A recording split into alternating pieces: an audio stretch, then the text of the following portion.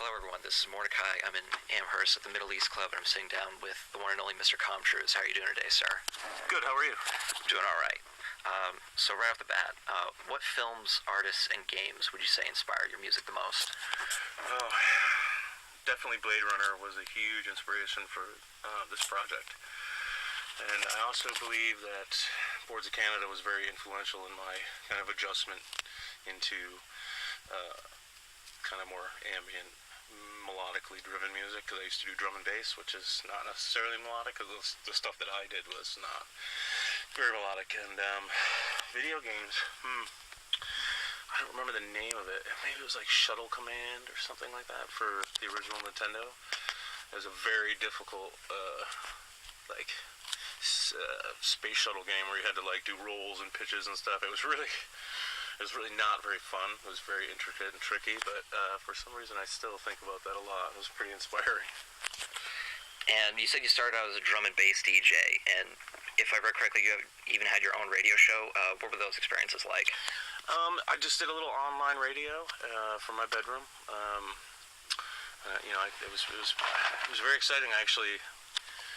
I met some guys, while I was doing that, that lived down in New Jersey and Philadelphia. And, that's basically, after a couple of years, we, just trading songs back and forth and stuff. They said, we're doing a show, you want to come down and DJ here? And I was like, yeah. So I drove down to Philadelphia and played the show, and then met some other guys, and we just became friends. And then, years later, it got me my job in advertising, and then, which kind of led to, Com Truise project happening. So, that was a huge, finding my calling through drum and bass, I guess, was kind of how it worked out. But it was fun. The radio station, just doing that little online radio. It wasn't crazy listeners or anything, but I got to experiment. It was interesting. And after that, you even dabbled into a little bit of hip-hop. What made you want to explore that genre a bit more?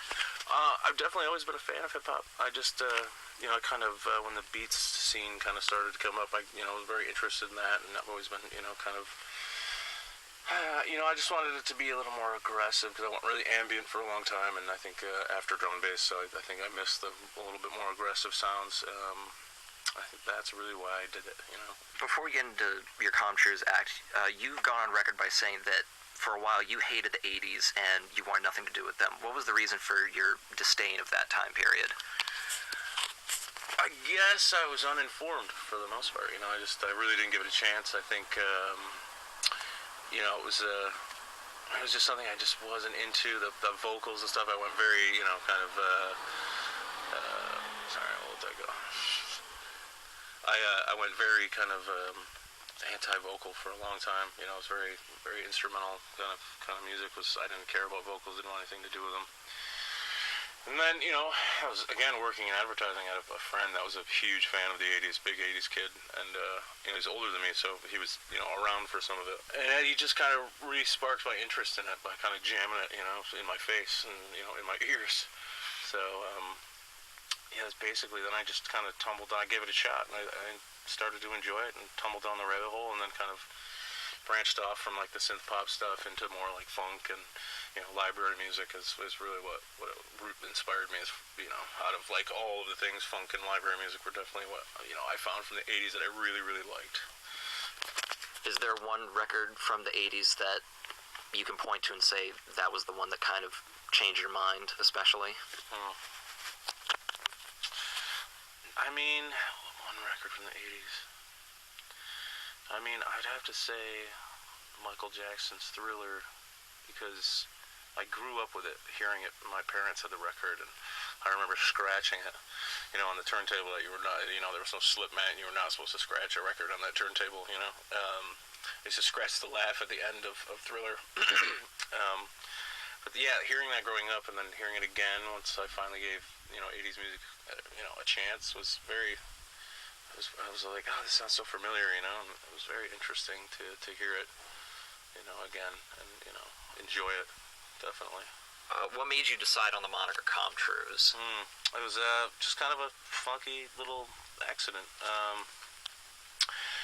I had some music, written, and I had about an EP's worth, and I was didn't really have a name. I had some other titles, kind of some loose names that I was working on, and I basically I was at lunch with some guys I worked with in advertising, and one of my friends accidentally said Com Truise. He messed it up, and did the spoonerism by accident. It got kind of stuck in my head, and I found this blog called All Everyone United, and I had this net label called Amdiscs. It was kind of the same company or same collective, and it was just so crazy, the background of it. You couldn't read any of the text. It was just, it's really like, it was weird.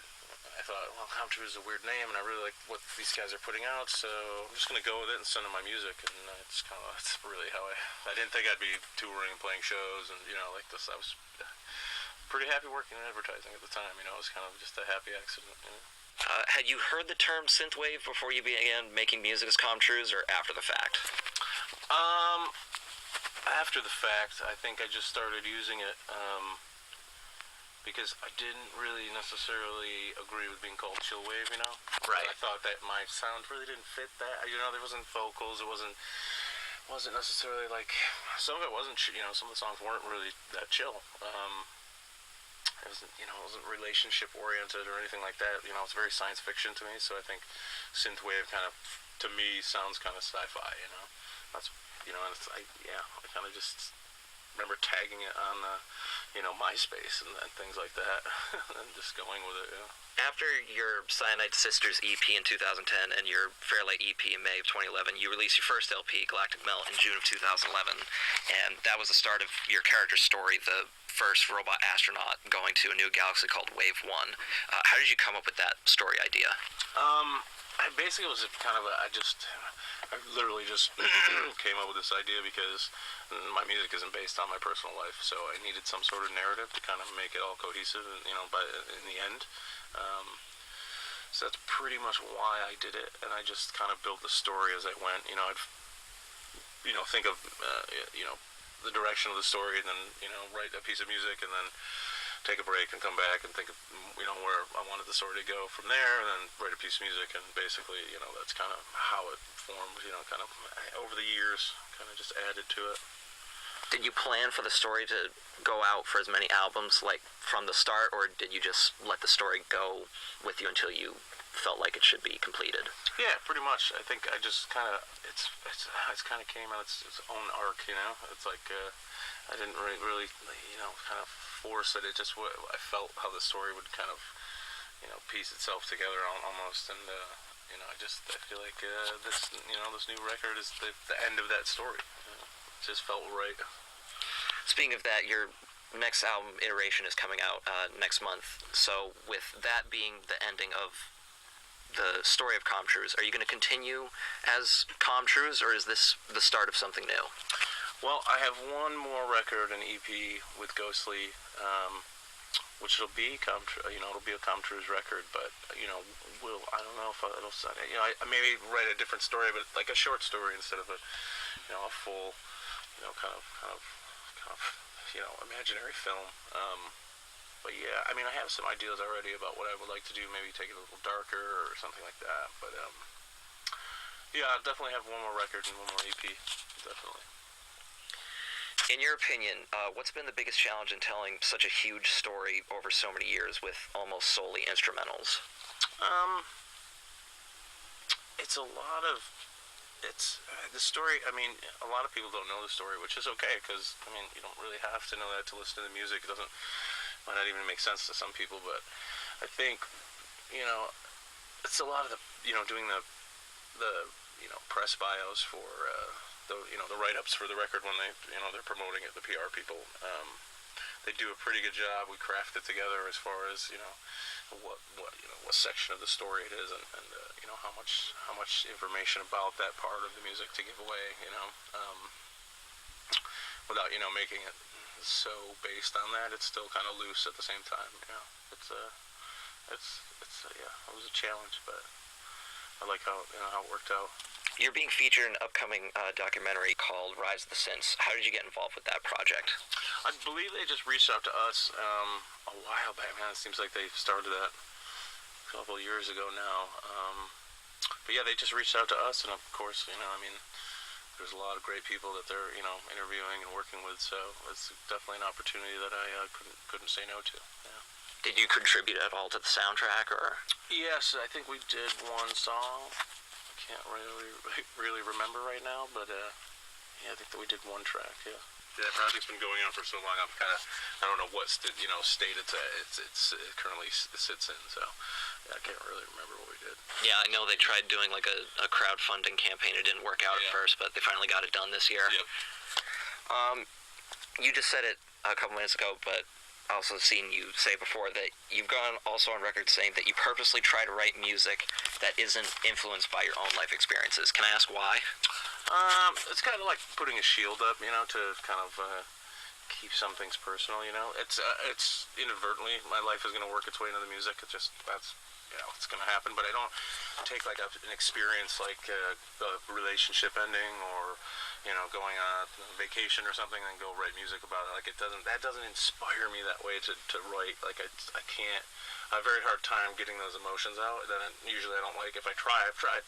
But if I end up not liking what I create, if I try to do it that way. But yeah, it's kind of like a buffer in between, me and my personal life, definitely.